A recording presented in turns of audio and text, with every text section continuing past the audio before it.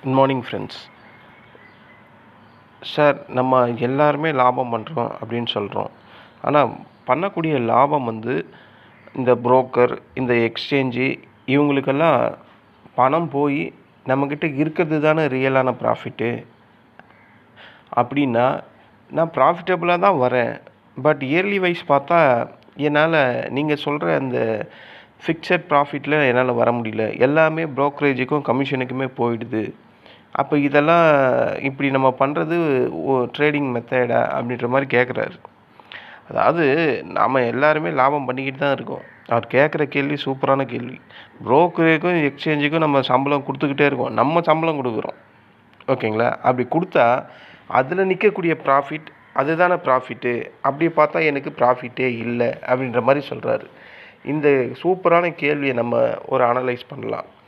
நீங்கள் கடந்த ஒரு வருஷமாக ட்ரேடிங் பண்ணிக்கிட்டு இருக்கலாம், இல்லை பல வருஷங்களாக ட்ரேடிங் பண்ணிக்கிட்டே இருக்கலாம், ஓகேங்களா? காலையில் 9:15 3:30 மணி வரையும் சார்ட்டை பார்த்துக்கிட்டே இருக்கிறோம். கால் வாங்கியிருக்கலாம், புட்டை வாங்கியிருக்கலாம். இந்த மாதிரியான தாட்ஸ் தான் நம்மக்கிட்ட அதிகமாக அந்த நேரத்தில் இருக்கும்.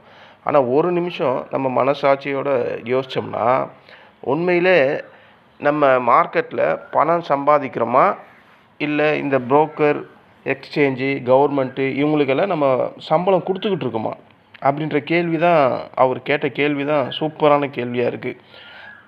ஆனால் இதில் ஒரு கசப்பான உண்மை என்னென்னா, இது பெரும்பாலான ரீட்டைல் ட்ரேடர் திங்க் பண்ணாத ஒரு கேள்வி. அவங்க இதை பற்றி ப்ரோக்கரேஜ், கமிஷன் இதை பற்றி திங்க் பண்ணவே மாட்டாங்க. ஒன்லி ட்ரேடிங் தான் பண்ணணும் அப்படின்ற மைண்ட் செட்டில் தான் இருப்பாங்க. ஒரு எக்ஸாம்பிள் பார்க்கலாம். ஒரு ட்ரேடர் கேபிட்டல் 1,00,000 ரூபா வச்சுருக்காரு. அவருக்கு ட்ரேடிங் ரொம்ப பிடிக்கும். தினமும் 15 ட்ரேட் பண்ணுறாரு ஒரு நாளைக்கு. ஒரு மாதத்தில் 20 ட்ரேடிங் டேஸ் இருக்குது அப்படின்னு நமக்கு தெரியும். அப்படின்னா 15 × 20 300 ட்ரேடு. ஒரு மாதத்தில் 20 நாளில் 300 ட்ரேட் பண்ணுறாரு. அவருக்கு வின் ரேஷியோ 60% இருக்குது. அவருக்கு தோணுது, நான் ஒரு நல்ல ட்ரேடர், நான் நல்லா தான் ட்ரேட் பண்ணுறேன் அப்படின்ற மாதிரி. ஏன்னா சார்ட்டில் பார்த்தா நிறைய க்ரீன் ட்ரேட்ஸ் இருக்குது அவர் இதில். ஆனால் மாத கடைசியில் P&L பார்த்தா 8,000 ப்ராஃபிட் இருக்குது. 8,000 ப்ராஃபிட் சூப்பர் தானே அப்படின்னு நம்ம நினச்சா இல்லை. கான்ட்ராக்ட் நோட்டை ஓப்பன் பண்ணி பார்த்தா brokerage, STD, exchange charge, GST, SEBI charge, stamp duty, இன்னும் லொசுக்கு எல்லா சார்ஜும் அதில் வருது.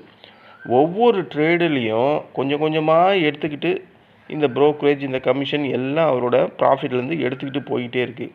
அப்போ ட்ரேடிங் காஸ்ட் அப்படின்றது ப்ரோக்கரேஜ் காஸ்ட் மட்டும் இல்லை, பல அடிஷ்னல் எல்லா கட்டணங்களையும் சேர்த்து தான் வருது. அப்போ மாத முடிவில் 8,000 ரூபா கிராஸ் ப்ராஃபிட் என்னவா மாறுது? அதில் சார்ஜஸ் ஒரு 4,000 ரூபா வந்துடுது. அப்போ நெட் ப்ராஃபிட் அவர் 4,000 ரூபா தான் 20 நாளில் அவர் பண்ணுறாரு. இப்படி ஒருத்தர் இருக்கார். இன்னொருத்தர் வேறு ஒரு எக்ஸாம்பிளையும் பார்ப்போம். இன்னொருத்தரும் இருக்கார். அவர் கேபிட்டல் 1,00,000. அவரும் தினமும் ட்ரேட் அவர் டெய்லியும் ட்ரேட்லாம் பண்ண மாட்டார். அவரை மாதிரி 15 ட்ரேட்லாம் பண்ணல. ஒரு நாளைக்கு ட்ரேடு கூட பண்ணாமல் கூட இருப்பார்.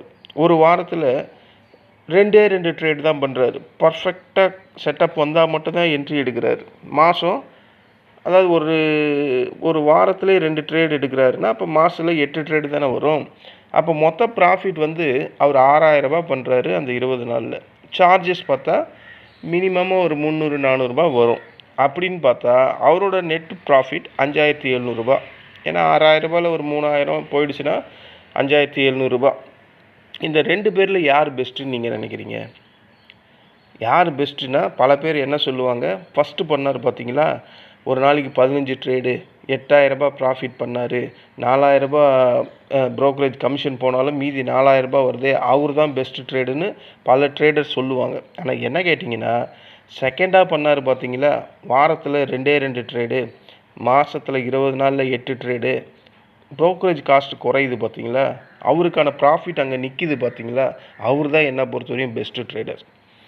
அப்போது நம்ம எல்லாருமே நம்மளை மாதிரி ட்ரேடர்ஸ் எல்லாமே என்ன வழியை ஃபாலோ பண்ணோன்னா, 2வது பண்ணுறாரு பார்த்தீங்களா, அந்த வழியை தான் ஃபாலோ பண்ணும். ஆனால் நம்ம எல்லாருமே அந்த முதல் வழியை தான் ஃபாலோ பண்ணிக்கிட்டு இருக்கோம். 99 பேரும் 100க்கு 99 பேர் ட்ரேடிங் பண்ணுறாங்கன்னா அதில் ஒரே ஒரு பர்சன்ட் தான் இந்த 2வது வழியை ஃபாலோ பண்ணுறாங்க. மீதி 99 பேரும் அது எனக்கு ப்ராஃபிட் என்னமோ வருது. ஆஃப்டர் ப்ரோக்கரேஜ் எல்லாம் கழித்து பார்த்தா உங்களுக்கு அங்கே ப்ராஃபிட்டே இருக்காது.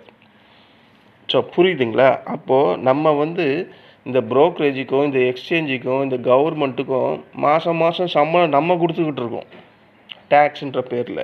இதுதான் அங்கே பெரும்பான்மையாக ரீட்டைல் ட்ரேடர்ஸ் ப்ராஃபிட் பண்ணாலும் அவங்களால பெரிய லெவல் அப்பா இவ்வளோ பெரிய ப்ராஃபிட் வந்திருக்கு அப்படின்ற அந்த திருப்தி வர்றதில்லை. ஏன்னா எல்லாமே கமிஷனாக போய்கிட்டே இருக்குது ஒவ்வொரு நாளும். நீங்கள் நேற்றே பார்த்துருப்பீங்க, நேற்று இல்லை பல நாள் ட்ரேட் பண்ணுறீங்க, எவ்வளோ கமிஷன் இப்போ வருது நம்ம பார்த்துக்கிட்டு தானே இருக்கோம். ஸோ அப்போ அந்த 2வது ஆளோட மெத்தடை ப்ரொசீஜரை தான் நம்ம ஃபாலோ பண்ணணும். ட்ரேடிங் இண்டஸ்ட்ரியில் மிகப்பெரிய ரகசியம் அப்படின்னா புரோக்கர் உங்களை டைரெக்ஷனாக நீங்கள் பண்ணுறது சரி தவறு அப்படின்ற மாதிரி, நீங்கள் ப்ராஃபிட் பண்ணுறீங்களா லாஸ் பண்ணுறீங்களா அப்படின்ற மாதிரியெல்லாம் அவங்க கவலைப்படவே மாட்டாங்க. நீங்கள் பை பண்ணாலும் சார்ஜு, நீங்கள் செல் பண்ணாலும் சார்ஜு, நீங்கள் ப்ராஃபிட் பண்ணாலும் சார்ஜு, நீங்கள் லாஸ் பண்ணாலும் சார்ஜு. நீங்கள் மார்க்கெட்டில் ஆக்டிவாக இருந்தாவே போதும், இவங்களுக்கெல்லாம் மாதம் சம்பளம் உங்கள் கையிலேருந்து போய்கிட்டே இருக்கும். அப்போ அவரோட பிஸ்னஸ் அந்த இடத்துல ஓடிக்கிட்டே இருக்கணும். அதை தான் ஒவ்வொரு கவர்மெண்ட்டும் ஒவ்வொரு எக்ஸ்சேஞ்சும் ஒவ்வொரு என்எஸ்டிஎல் சிடிஎஸ்எல்லும் விரும்பி கேட்டுக்கிட்டே இருக்குது. எக்ஸ்சேஞ்சுக்கு இதுதான் அவங்களோட மிகப்பெரிய ஏமு. ஒவ்வொரு ட்ரேடரும் பிஸ்னஸை ட்ரேடிங்கில் பண்ணிக்கிட்டே இருக்கணும். ஆனால் கண் துடைப்புக்காக தான் இந்த வசனமெல்லாம் அவங்க கொடுக்கறது. நீங்கள் உண்மையாலுமே இதோட யதார்த்தத்தை திங்க் பண்ணி பாருங்கள். ட்ரேடர் யாருமே ட்ரேடிங் பண்ணல. கவர்மெண்ட்டுக்கு எப்படி இந்த மாத சம்பளம் மாதிரி நம்ம கொடுக்குற சம்பளம் போகும், எப்படி ரன் பண்ண முடியும்? அப்போ ஷேர் மார்க்கெட்டில் பெரிய துண்டு விழுமா? அப்போ இந்த வசனம் எல்லாம் கவர்மெண்ட் சொல்கிறது ஒரு கண் துடைப்புக்கு தான். அவேர்னஸ் இருக்கிறவன் எடுத்துக்கோ, இல்லைன்னா விட்டுப்போ. ஆனால் கவர்மெண்ட்டுக்கு தெரியும் எவனும் கேட்க மாட்டான் அப்படின்ட்டு. அதனால தான் அவன் டேக்ஸை இன்க்ரீஸ் பண்ணிக்கிட்டே இருக்கான். இதுதான் இங்கே நடக்கக்கூடிய பிரச்சனை. ஒரு ட்ரேடு நீங்கள் எக்ஸிக்யூட் பண்ணுற முறையில் ஒவ்வொரு வாட்டியும் டிரான்சாக்ஷன் சார்ஜஸ் வரும். என்எஸ்சியோட மிகப்பெரிய வருமானம் இந்த டிரான்சாக்ஷன் சார்ஜில் இருந்து தான் போகுது அப்படின்றது நம்ம புரிஞ்சுக்கணும்.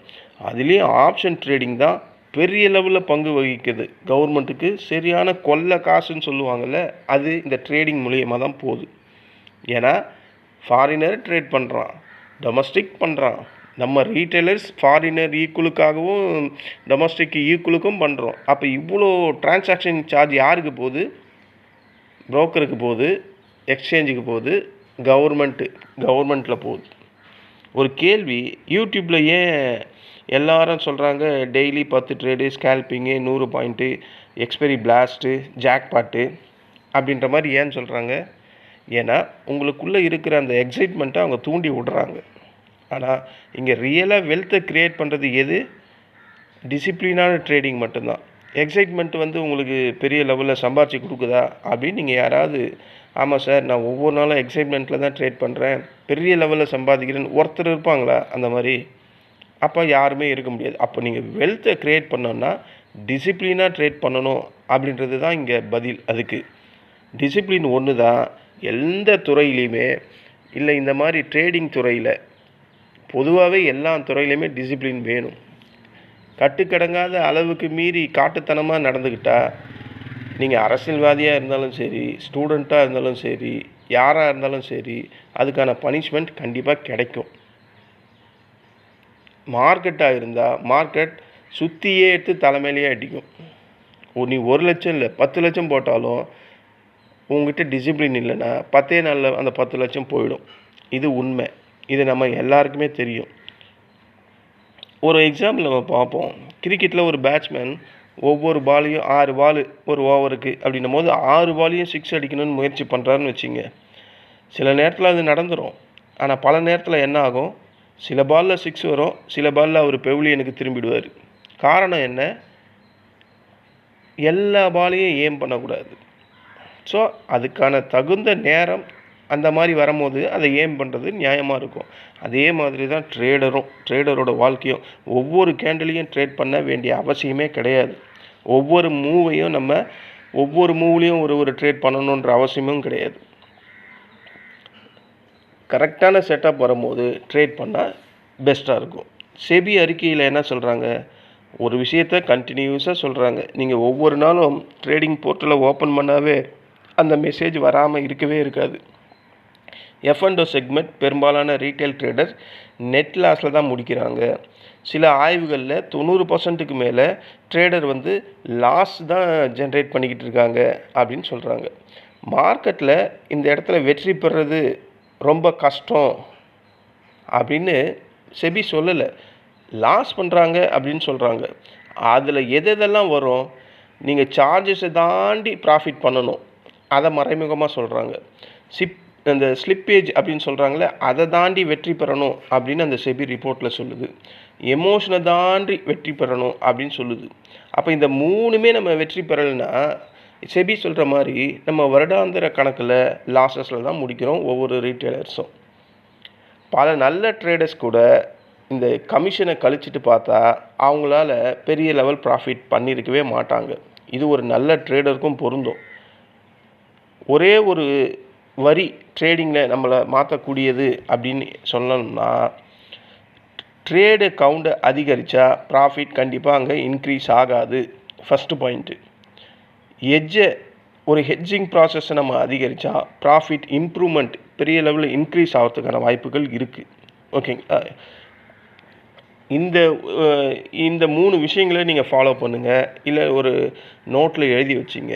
இந்த மாதம் எத்தனை ட்ரேடு, மொத்த சார்ஜஸ் எவ்வளோ, சார்ஜஸை கழித்தா நெட் ப்ராஃபிட் நமக்கு எவ்வளோ வருது, அதுக்கப்புறம் உங்களோட ப்ராஃபிட் ஆர் லாஸ் அப்படின்றத நீங்கள் பார்த்தீங்கன்னா உங்களுக்கு பெரிய அதிர்ச்சியாக தான் இருக்கும். ஏன்னா பல ட்ரேடர் மார்க்கெட்டை ஜெயிக்க முயற்சி பண்ணிக்கிட்டே இருக்காங்க.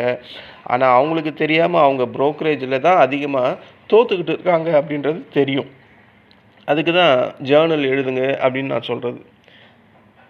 நான் ட்ரேடிங் பண்ணுறேன்னா இல்லை ட்ரேடிங் பண்ணுறதுக்காக எக்ஸ்சேஞ்சு, புரோக்கர், கமிஷன் இவங்களுக்கெல்லாம் நான் மாதம் சம்பளம் கொடுத்துட்ருக்கேன்னா, நான் என்னுடைய ட்ரேடிங் அப்படின்ற பிஸ்னஸை வளர்க்குறேன்னா இல்லை கவர்மெண்ட்டையும் எக்ஸ்சேஞ்சையும் பெரிய லெவலில் வளர்த்து விட்டுக்கிட்டு இருக்கேன்னா, இந்த கேள்விக்கான பதில் இந்நேரம் உங்களுக்கு புரிஞ்சிருக்கும்.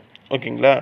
ஒரு ரீட்டைலர் உண்மையான ட்ரேடர் ஆகணும் அப்படின்னா டிசிப்ளினை கற்றுக்குங்க. மோர் தென் ட்ரேட் பண்ணால் தான் ஒரு ட்ரேடர் அப்படின்றதெல்லாம் இங்கே அர்த்தமே கிடையாது. நீங்கள் மோர் தென் ட்ரேட் பண்ணி ப்ராஃபிட் பண்ணாலும் கடைசியில் இந்த ப்ரோக்கரேஜ் கமிஷன் எல்லாம் போனால் ஒரு நார்மல் ட்ரேடர் சம்பாதிக்கிற அளவு தான் நீங்கள் சம்பாதிச்சிருப்பீங்க. அப்போது இந்த டைட்டில் என்னது, நான் ட்ரேட் பண்ணுறேன்னா இல்லை மாதம் ப்ரோக்கரேஜ், எக்ஸ்சேஞ்சு, கவர்மெண்ட்டுக்கெல்லாம் சம்பளம் கொடுத்துக்கிட்டு இருக்கேனா அப்படின்ற கேள்விக்கு பதில் இந்த ஆடியோவில் உங்களுக்கு கிடச்சிருக்கும் அப்படின்ற மாதிரி நம்புகிறேன். இனிமேலாவது ட்ரேடிங் கவுண்ட்டை பெரிய லெவலில் இன்க்ரீஸ் பண்ணாமல் மினிமமாக பண்ணி அதில் எந்த அளவுக்கு ப்ராஃபிட் பண்ண முடியும் அப்படின்றத யோசித்து ட்ரேட் பண்ணுங்கள் ஃப்ரெண்ட்ஸ். இதுதான் என்னுடைய ஒரு அட்வைஸ். நம்ம வேறு ஒரு ஆடியோவில் மீண்டும் சந்திக்கலாம். இந்த ஆடியோ உங்களுக்கு பிடிச்சிருந்தா என்னுடைய சேனலை சப்ஸ்கிரைப் பண்ணுங்கள். நன்றி, வணக்கம்.